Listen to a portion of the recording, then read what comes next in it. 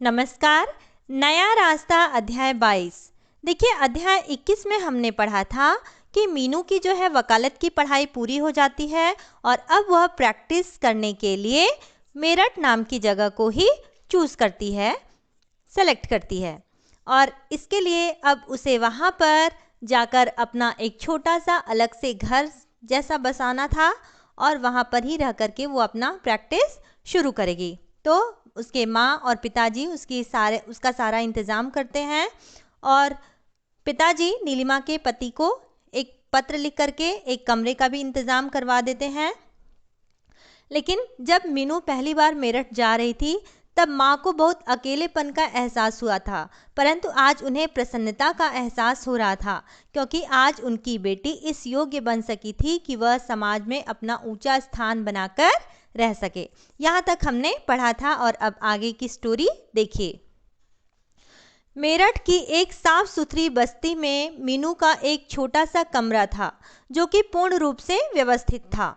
नीलिमा ने उस कमरे को व्यवस्थित करने में मीनू और राजो को पूर्ण सहयोग दिया था। उस छोटे कमरे में राजो और मीनू ही रहती थी। अब देखिए, राजो कौन है?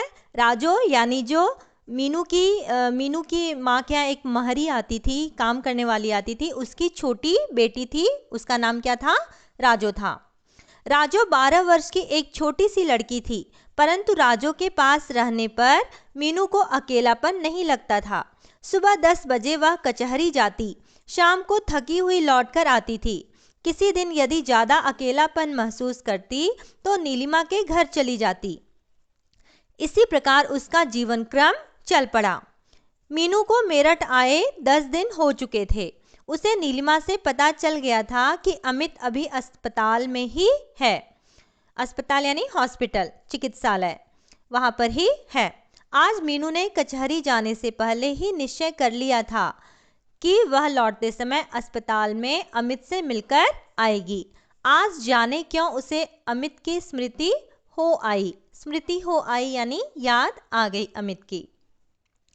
आज मीनू को कई मुकदमे मिल गए थे, इसलिए उसे काफ़ी थकान महसूस हो रही थी।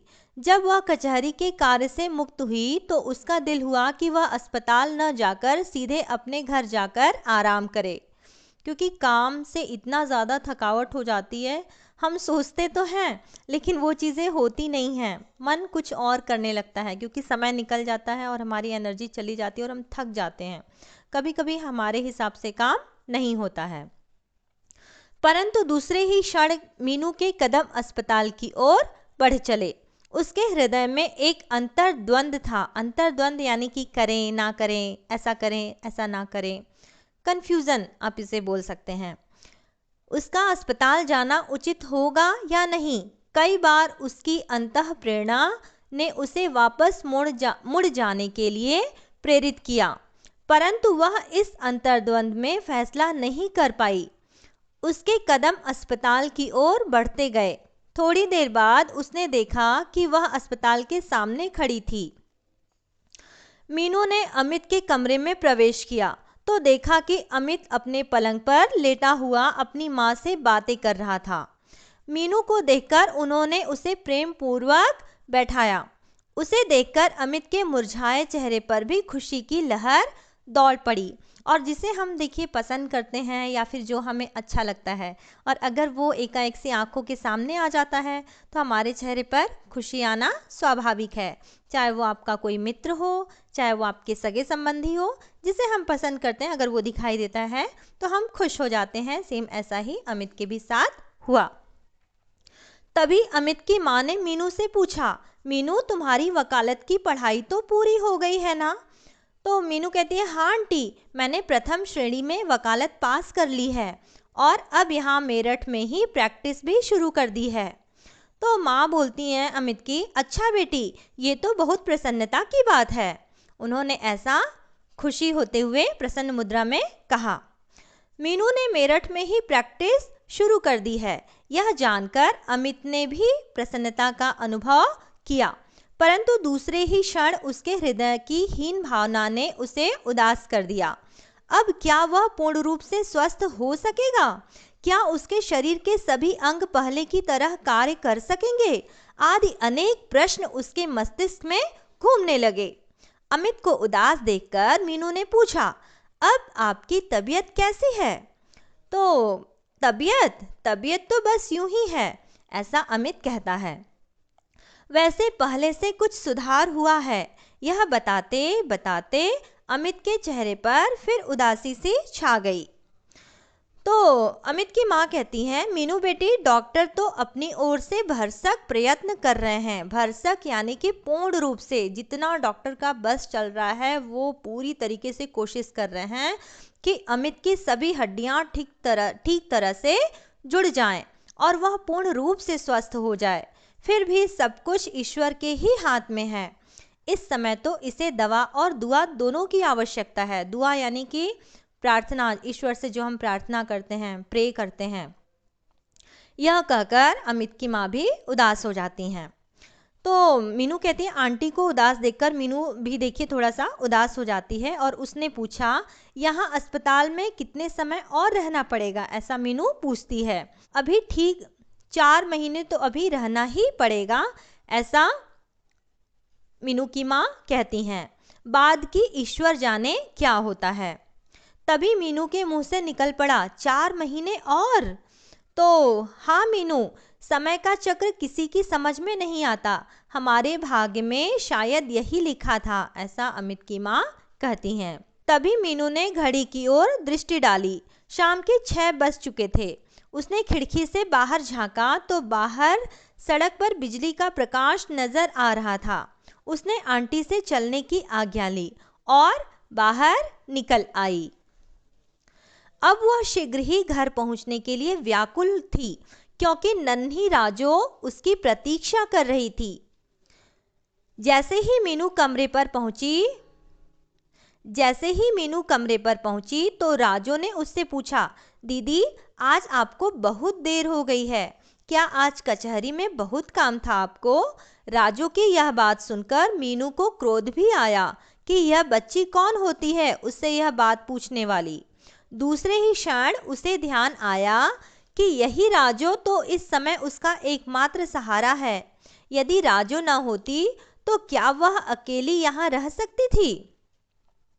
देखिए, हमें जो है अपने व्यवहार में इतना परिवर्तन ज़रूर लाना चाहिए, चाहे वो व्यक्ति छोटा है, चाहे वो व्यक्ति बड़ा है। अगर कोई आपका केयर कर रहा है, फिक्र कर रहा है, तो उस समय आपको गुस्सा न करके उसे समझने का प्रयास करना चाहिए और धैर्य के साथ में जवाब देने का प्रयास करना चाहिए। राजू मीनू के लिए एक थाली में खाना लगाकर ले आई। देखिए राजू क्या करती है, मीनू के लिए एक थाली में खाना लगाकर ले आई और बोली, दीदी, आज आप बहुत थक गई होंगी ना, इसलिए मैंने खाना तैयार कर लिया था ताकि आप आकर जल्दी ही खाना खाकर आराम कर लें।